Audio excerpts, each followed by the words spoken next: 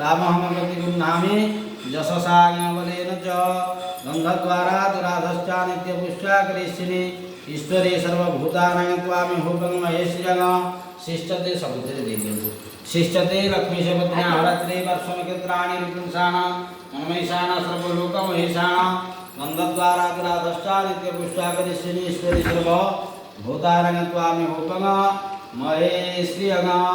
धूपदीप वन्दे देव्यं वनस्पति संज्ञान गणितांग दीपयो संयुक्तं मुरारे तपो दीपयो करलसद धूप धुना गुह्यतानि जहारा जमदग्नि श्रद्धाय मेधाय वनस्पति रस दिव्या गंडाव्यास मनोहर अग्राण सर्वदेवानां धूपयन कृते गुह्यतानि धूप दीपार्थेनाना प्रकरणं नैवेद्य तव पितृपवित्रमः बुद्ध पवित्रमः येषहनाना